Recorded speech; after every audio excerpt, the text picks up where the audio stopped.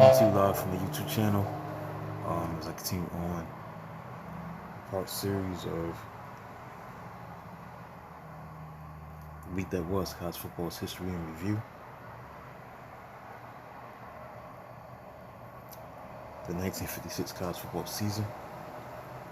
Week 10, November 22nd to November 24th, 1956. I'm going to talk about the games that are played on Thanksgiving. We're going to start with Oregon State.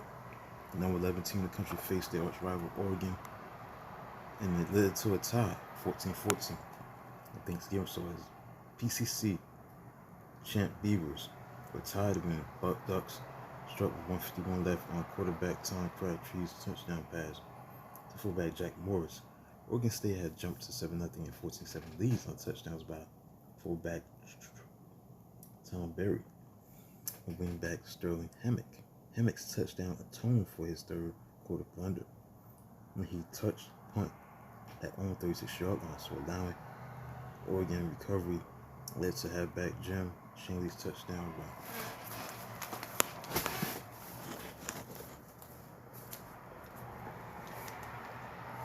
Yale beat Harvard 42-14. Ivy League's first official championship went to veteran Yale squad after holding Crimson on downs on 41-yard line. Yale win was launched on 59-yard march to halfback Dennis Gill's 2-yard touchdown quick opener midway through first quarter. Bill Dawes added 3 touchdowns in the second quarter, including McGill's 78-yard scoring run and John Poindexter's perfect block when Harvard retaliated on halfback Jim Johnston's 39-yard run.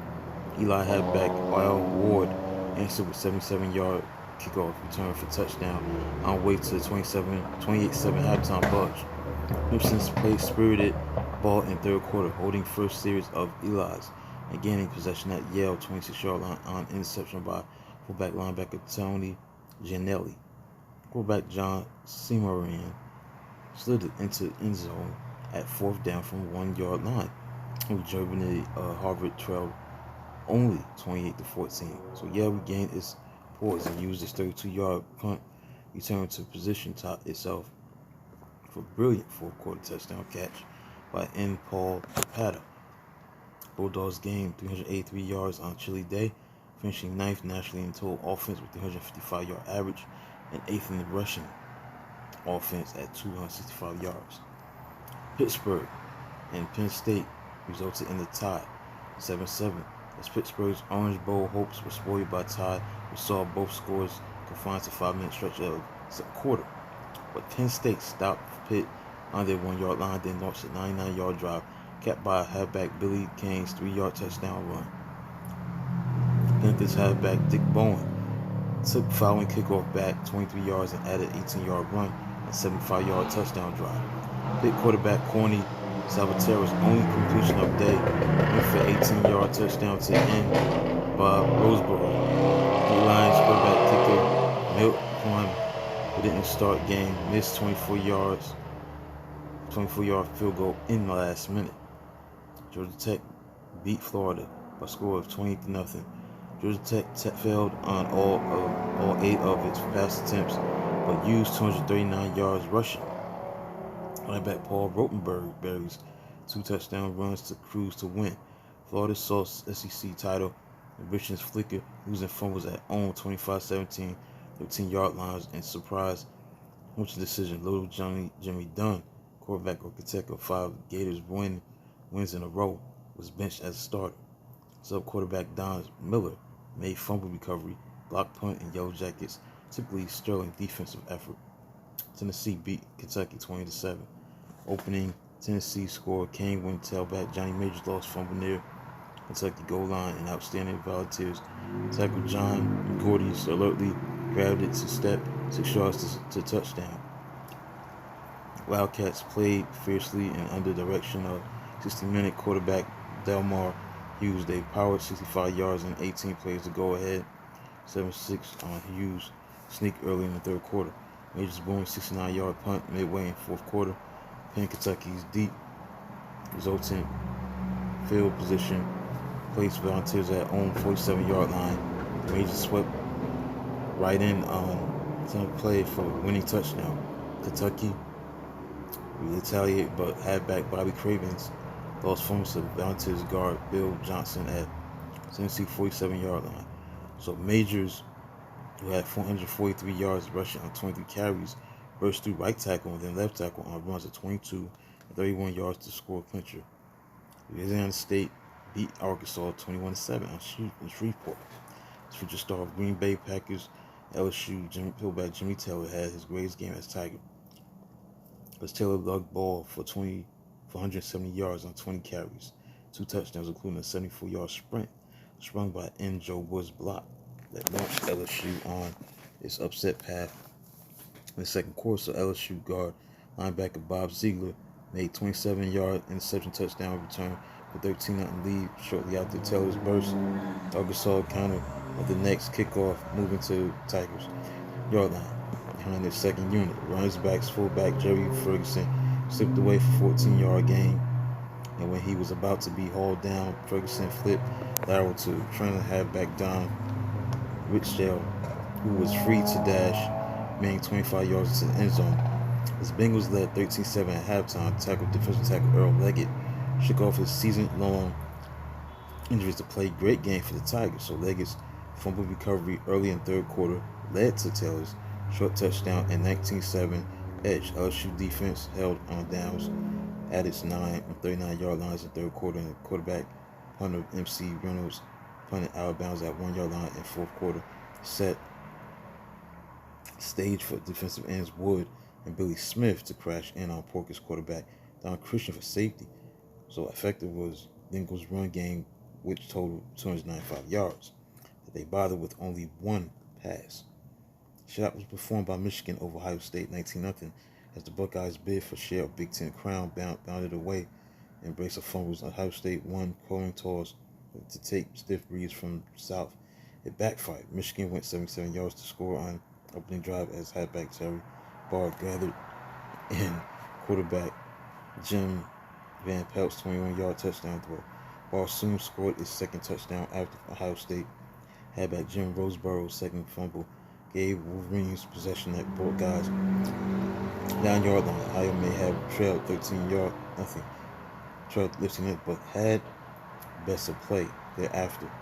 Buckeyes sent fullback Galen Cisco Roseborough and halfback Don Clark slashing behind blocks of guards Aurelius Thomas and Jim Parker.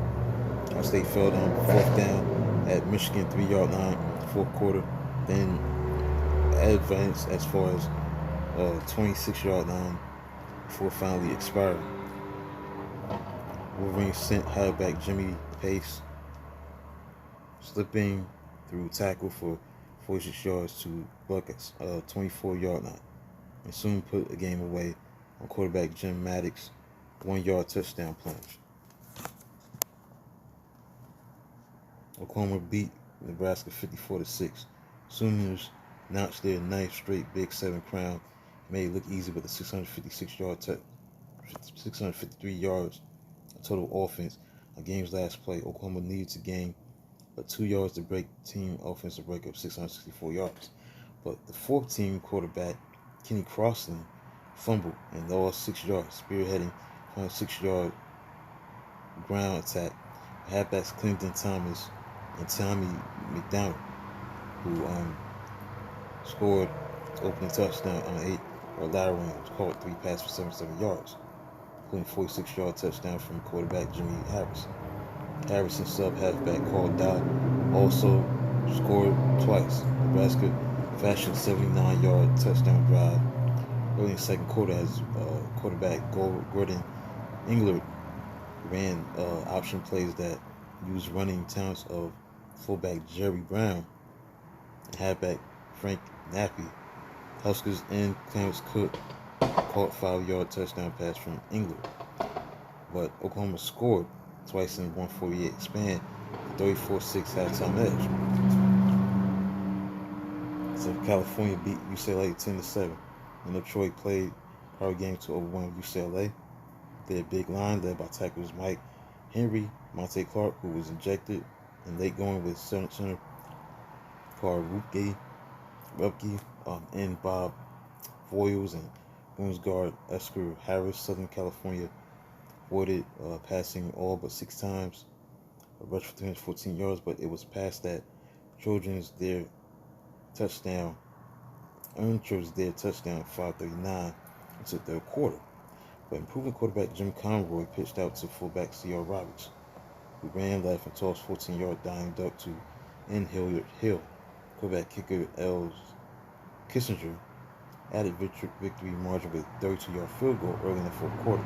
Bruins, who gained only 23-yard rushing, was badly outplayed but earned great field position on punting by tailback punter Kirk Wilson. Wilson dropped one punt of 59 yards dead on 1 yard line. Wilson passed 6 of 12 for 116 yards and interception, but didn't get going until late when his completion of 8, 13, and 17 yards set up fullback Stu Farber for 1-yard touchdown dive in game's last minute. California beat Stanford by a score of 13-18.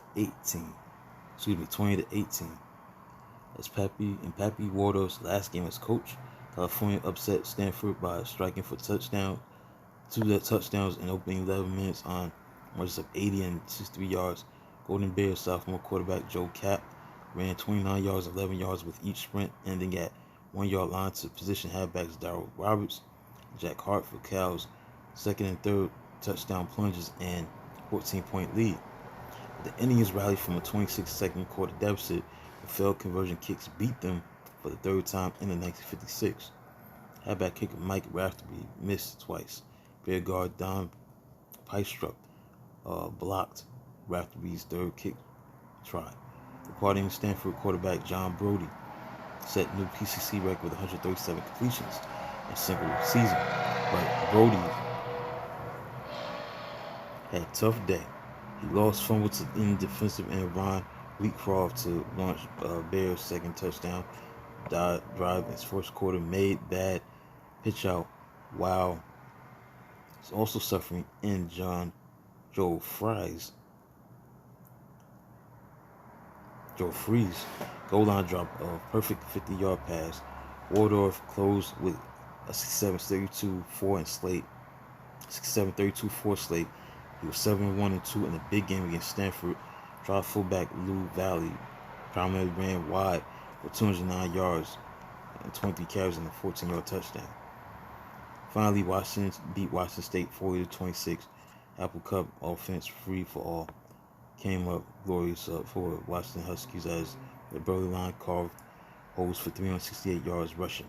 So Washington bolted to 7-0 lead on game's third play as halfback Mike McCluskey was sprung for 58-yard touchdown dash. It was 21-0 before Washington State started in punter Bill Steiger fake punt, darted 19 yards for first down in the second quarter. Steiger soon caught sub quarterback Bunny Aldridge's 15-yard touchdown pass to cut Cougars' deficit to 21-6 at halftime. Huskies halfback Dean Derby scored twice on short runs on Washington built like a 34-6 lead at end of third quarter.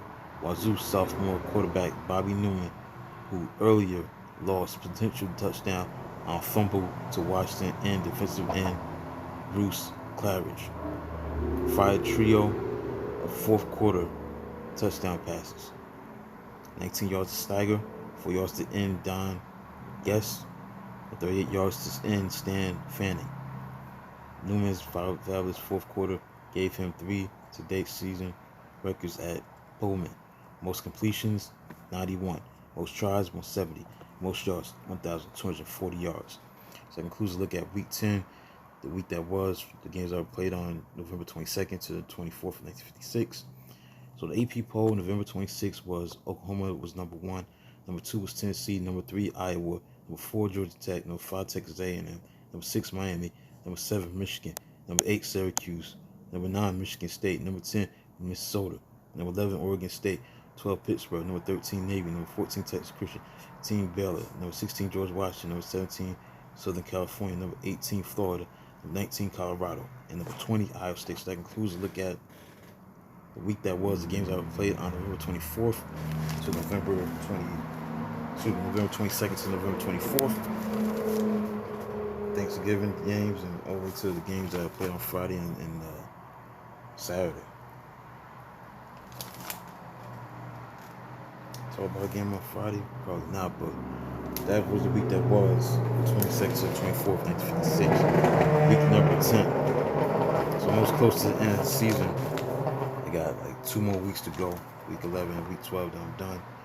And I'll keep it moving with the 1956 season, conclusion, everything. So, subscribe to the channel, like, comment, do whatever you can, support the channel.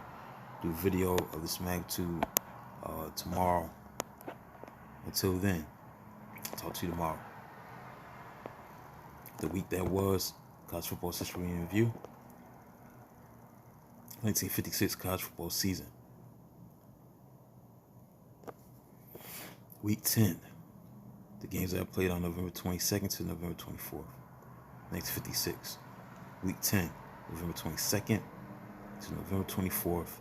1956. Until then, talk to you tomorrow.